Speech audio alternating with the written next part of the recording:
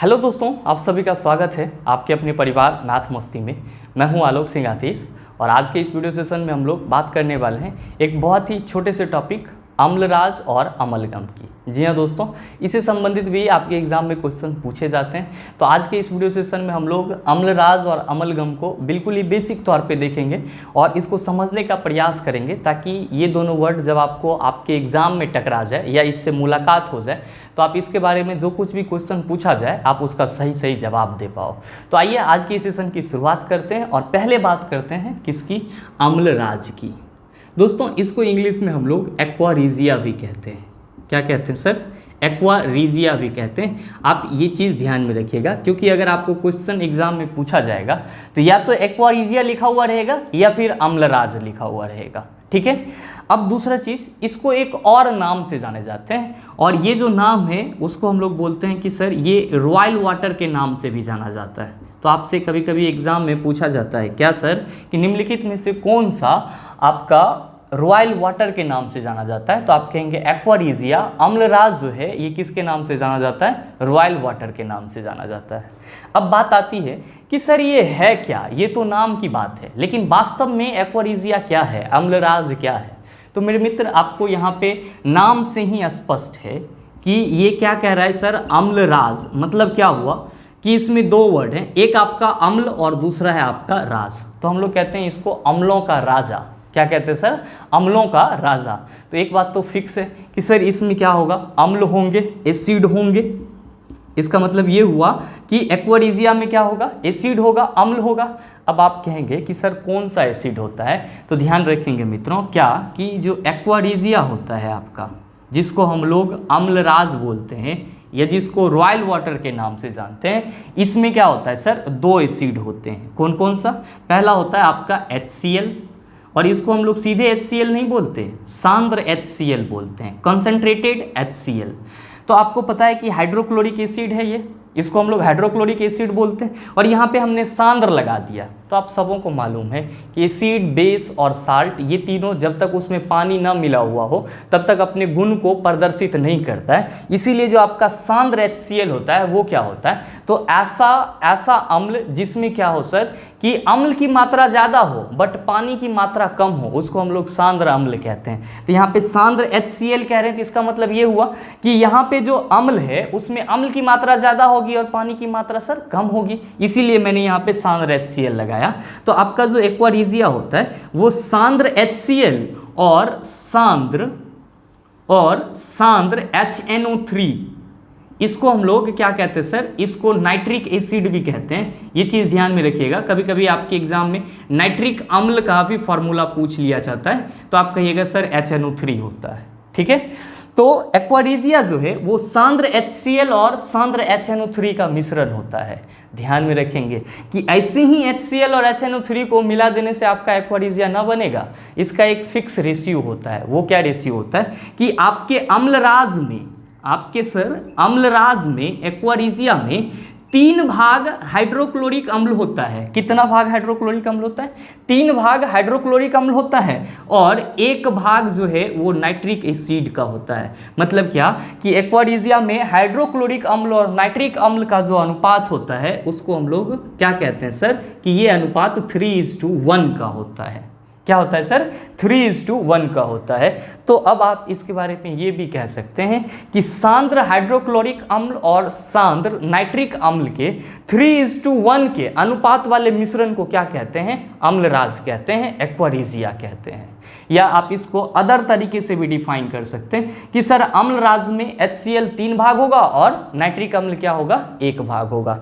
मित्रों आपके एग्जाम में कभी कभी ये तो मिश्रण पूछा ही जाता है कि अम्लराज किसका किसका मिश्रण होता है, तो आप कहेंगे HCl और HNO3 का। कभी कभी आपसे अनुपात भी पूछ दिया जाता है तो आप कहेंगे HCl और HNO3 का अनुपात 3:1 का होता है। ध्यान में रखने वाली बात यहाँ पे ये है जो आपके माइंड में हमेशा सेट रहना चाहिए, वो ये कि एक्वारीजिया में HCl 3 भाग होता है और नाइट्रिक अम्ल जो होता है वो 1 भाग होता है और ये रेशियो हमेशा फिक्स होता है। तो अगर आपसे कभी आपके एग्जाम में पूछ दिया जाए कि एक्वारीजिया में HCl एवं HNO3 का अनुपात निम्नलिखित में से क्या है, ध्यान दीजिएगा मैं यहाँ पे क्या बोल रहा हूँ आपको कि अगर आपके एग्जाम में पूछ दे कि सर एक्वारिजिया में अम्लराज में HCl और HNO3 मतलब हाइड्रोक्लोरिक अम्ल और नाइट्रिक एसिड का अनुपात निम्नलिखित में से क्या है, तो जो 3:1 होगा आप उसको क्लियर करेंगे, टिक करेंगे। अगर आपसे क्वेश्चन ये पूछ दे कि अम्लराज में HNO3 नाइट्रिक एसिड और HCl का अनुपात क्या है, तो नाइट्रिक एसिड 1 भाग होता है और HCl आपका 1:3 होता है, तो आप लिखेंगे 1:3 का रेशियो है। तो ये दोनों रेशियो से संबंधित क्वेश्चन आपके एग्जाम में पूछे जाते हैं। अगर क्वेश्चन में पूछ दे कि अम्लराज में HCl और HNO3, HCl पहले दे रहे हैं तो हमको मालूम है कि HCl 3 भाग होता है और नाइट्रिक एसिड 1 भाग होता है। अगर घुमा के पूछे, ऐसे करके पूछे या ऐसे करके पूछे, कैसे भी पूछेगा आपका आंसर सही होगा। HCl HNO3 का रेशियो 3:1, HNO3 HCl का रेशियो 1:3। अब बात आती है कि चलो सर ये इसका डेफिनेशन हो गया या इस तरह का अम्लराज होता है और इसको अलग नाम से भी जानते हैं, रॉयल वाटर के नाम से जानते हैं, लेकिन इसका और ज़्यादा यूज़ कहाँ पे होता है, तो ध्यान में रखेंगे दोस्तों कि इसका और ज़्यादा यूज़ अगर हम बात करें तो आपका जो गोल्ड है उसको रिफाइनिंग में किया जाता है, मतलब सोना के परिशुद्धिकरण में कह सकते हैं, सोना के परिशुद्धिकरण में। और फिर याद रखेंगे कि जो आपका एक्वारिजिया है ये सोना एवं प्लेटिनम दोनों को घुलाने का सामर्थ्य रखता है, दोनों को घुलाने का सामर्थ्य रखता है। ये भी आपका एक क्वेश्चन बन जाता है मेरे मित्र। क्या क्वेश्चन बन जाता है कि निम्नलिखित में से किस में सोना एवं प्लेटिनम पूरी तरह से घुल जाते हैं, तो अम्लराज में एक्वारिजिया में सोना और प्लेटिनम क्या होता है, पूरी तरह से घुल जाता है। मित्रों अगर आपको आपके एग्जाम में इससे संबंधित क्वेश्चन पूछा जाएगा तो सीधे सीधे एक्वारिजिया में कौन कौन से अवयवी अम्ल हैं उसके बारे में पूछा जा सकता है, इसका अनुपात पूछा जा सकता है, ये दोनों ही तरीका से। साथ ही साथ एक क्वेश्चन आपका यहाँ से बनता है कि सोना एवं प्लेटिनम दोनों निम्नलिखित में से किस में घुल सकते हैं या प्लेटिनम निम्नलिखित में से किस में घुल सकते हैं, तो आप क्या कहेंगे सर, अम्लराज कहेंगे, एक्वारिजिया कहेंगे। अब आपके मन में ये सवाल उठ रहा होगा कि सर अम्लराज और अमलगम दोनों में सर समानता दिख रही है, एक को अम्ल बोल रहे हैं और एक को अमल बोल रहे हैं, समानता आपको सिर्फ बोलने में लग रहा है, लेकिन जब आप देखेंगे तो ये अम्ल लिखा हुआ है जबकि ये अमल लिखा हुआ है। अब ये अमलगम क्या होता है, इसको इंग्लिश में भी हम लोग क्या लिखते हैं सर, ऐसे ही लिखते हैं, अमलगम ही लिखते हैं। और क्या कहते हैं कि जब आपका पारा Hg किसी अन्य धातु के साथ घुल जाता है तब उसके घुलने से जो नया पदार्थ मिलता है उसी को हम लोग अमलगम कहते हैं। एक बार फिर से समझिएगा अमलगम के बारे में कि जब आपका पारा जो है जिसको हम लोग Hg बोलते हैं, जिसका लैटिन नाम हाइड्रागिरम होता है, जिसको मरकरी भी बोला जाता है, ये जब किसी अन्य धातु के साथ घुल जाता है तो पारा और अन्य धातु के घुलने से जो नया पदार्थ बनता है उसी को हम लोग क्या कहते हैं, अमलगम कहते हैं। दोस्तों इसका भी आपके डेली लाइफ में बहुत ही उपयोग होता है और इससे संबंधित भी आपके एग्जाम में क्वेश्चन पूछे जाते हैं। तो आइए पहले इसको इरेज करते हैं और फिर अमलगम का भी डिस्कशन कर लेते हैं। अब बात कर ले हम लोग अमलगम की, तो सीधे सीधे इसका परिभाषा हम लोग क्या कह सकते हैं सर, इसका परिभाषा कह सकते हैं कि पारा का किसी अन्य धातु के साथ मिल करके धातुई घोल तैयार करना क्या कहलाता है, अमलगम कहलाता है। और मैंने वही डेफिनेशन आपकी सुविधा के लिए यहाँ पे लिख दिया है कि पारा Hg अन्य धातुओं के साथ घुलकर धातुई घोल बनाता है जिसे हम लोग अमलगम कहते हैं, जबकि अम्लराज क्या होता है, HCl और HNO3 का मिश्रण होता है। दोस्तों अब आपको यहाँ पे इसके परिभाषा में कोई दिक्कत नहीं होगा, लेकिन कभी कभी आपके एग्जाम में आपका Hg का क्या पूछ लिया जाता है सर, तो परमाणु संख्या पूछ लिया जाता है। तो आप कहेंगे सर 80 होता है, परमाणु संख्या कितना होता है सर, 80। और जब आपसे इसका परमाणु भार पूछ लिया जाए तो आप कहेंगे 200.59 यूनिट होता है इसका, एटॉमिक मास यूनिट इसको हम लोग बोलते हैं। ये दोस्तों इसको हम लोग ऐसे लिखते हैं Hg 80 और ये 200, ये आपका क्या होता है, पारा का परमाणु संख्या हो जाता है और ये परमाणु भार हो जाता है। इस चीज़ को आप ध्यान में रखेंगे। कभी अगर इसका लैटिन नेम पूछ लिया जाए तो कहेंगे हाइड्रागिरम, लिख देता हूँ मैं यहाँ पे ताकि आप इसको याद रख सकें, क्या, हाइड्रागिरम। और पारा को हम लोग इंग्लिश में क्या कहते हैं, मरकरी भी कहते हैं। क्या कहते हैं सर, मरकरी भी कहते हैं। अब आपको पारा तो समझ रहे होंगे, पारा जब किसी अन्य धातु के साथ मिलेगा तो धातुई घोल तैयार करेगा, इसको हम अमलगम कहते हैं। इसके बारे में आपको 3-4 इंपॉर्टेंट पॉइंट याद रखना है जिससे आपके एग्जाम में क्वेश्चन देखने को मिलते हैं।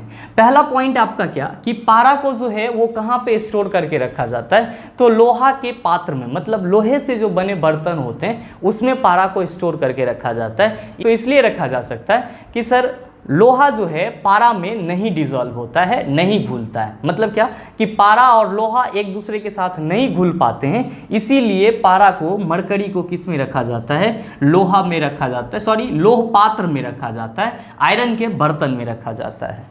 एक चीज़ और ध्यान दीजिएगा कि जब हम लोग जनरेटर का ट्यूबलाइट, अभी तो हम लोग बहुत समझदार हो गए हैं तब ट्यूबलाइट कहते हैं, जब छोटे से बचपन में थे तो क्या कहते थे, मरकरी कहते थे, क्योंकि आम बोलचाल भाषा में हम लोग मरकरी सुनते थे उसको बोलते हुए, तो हम लोग भी रिपीट करते थे, मरकरी बोलते थे, तो वो भी हम सही ही बोलते थे। क्यों सर?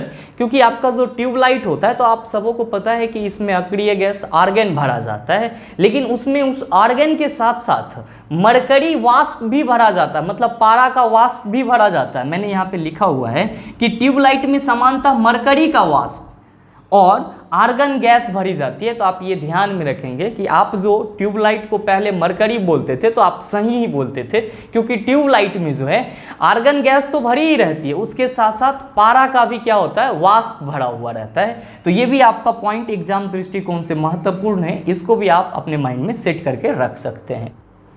अब आपके एग्जाम में बहुत बार ये भी देखने को मिलता है कि सर निम्नलिखित में से क्विक सिल्वर किसको बोला जाता है, तो आप क्या कहेंगे सर कि पारा को क्विक सिल्वर बोला जाता है। तो ये चीज़ भी आपकी एग्जाम के दृष्टिकोण से बहुत ही महत्वपूर्ण है। अब नेक्स्ट बात आती है, सर आप ये भी याद रखेंगे आप अपने एग्जाम के लिए कि बैरोमीटर में पारे का ऊपर चढ़ना या नीचे उतरना स्वच्छ मौसम या आप कह सकते हो तूफान के बारे में, इस दोनों के बारे में जानकारी प्रदान करता है। और साथ ही साथ आप ये भी याद रखेंगे जब आप अमलगम पढ़ रहे हैं तो आपका पारा और चांदी का जो अमलगम होता है, पारद और चांदी, पारा को हम लोग पारद के नाम से भी जानते हैं, इस चीज़ को भी आप अपने माइंड में रखिएगा कि पारा को पारद के नाम से भी जानते हैं। तो पारा और चांदी के मिश्रण का उपयोग किस में किया जाता है सर, तो दांतों के कैविटी को भरने के लिए किया जाता है। दांतों की कैविटी मतलब क्या, दांत में जो छिद्र हो जाता है, होल हो जाता है, उसके लिए हम लोग लेते हैं। तो पारा और चांदी का उपयोग क्या करते हैं सर, दांतों के कैविटी को भरने के लिए भी करते हैं। तो अगर अब आपसे कहीं भी अमलगम पूछा जाए तो आप क्या कहेंगे, अमलगम पारा का किसी अन्य धातु के साथ घुलकर धातुई घोल तैयार करना क्या कहलाता है, अमलगम कहलाता है। अमलगम में आपका एक अवयव जो है वो पारा जरूर ही होगा। पारा को लोहा के बर्तन में रखते हैं इसीलिए क्योंकि लोहा जो है पारा में डिसॉल्व नहीं हो पाता है। आपके ट्यूबलाइट में मरकरी का वाष्प, पारा का वाष्प और आर्गन गैस भरी जाती है, तो पारा का उपयोग ट्यूबलाइट में भी होता है। साथ ही साथ जो दांत में होल हो जाते हैं, कैविटी हो जाते हैं, छिद्र हो जाता है, तो उसको भरने के लिए पारद और चांदी के अमलगम का उपयोग किया जाता है। इस चीज़ को भी आप अपने माइंड में रखेंगे। और साथ ही साथ ये भी ध्यान में रखेंगे कि आपका जो पारा है उसको हम लोग क्विक सिल्वर के नाम से भी जानते हैं, जिसका परमाणु संख्या 80 होता है और इसका परमाणु भार कितना होता है सर, 200.59 यूनिट, और हम लोग इसको AMU के नाम से जानते हैं, एटॉमिक मास यूनिट बोलते हैं इसको। दोस्तों उम्मीद करते हैं कि आपको ये छोटा सा जानकारी और ये छोटा सा वीडियो अच्छा लगा होगा, आप इसके जानकारी को अच्छे से समझ पाए होंगे। मेरे ख्याल से अब इससे संबंधित अगर क्वेश्चन पूछा जाए तो आप उसको आसानी से सॉल्व कर लेंगे। अगर आपको वीडियो अच्छा लगा तो वीडियो को लाइक कीजिएगा, शेयर कीजिएगा, और हाँ अगर चैनल पर नए हैं तो सब्सक्राइब करके बेल आइकन दबा लीजिएगा, ताकि इस तरह के एग्जाम रेलेवेंट वीडियो सबसे पहले आपके पास पहुँचे और आप उसका भरपूर फायदा उठा पाए। चलिए मिलते हैं हम लोग फिर अगले सेशन में, तब तक के लिए best of luck, thank you, have a nice day.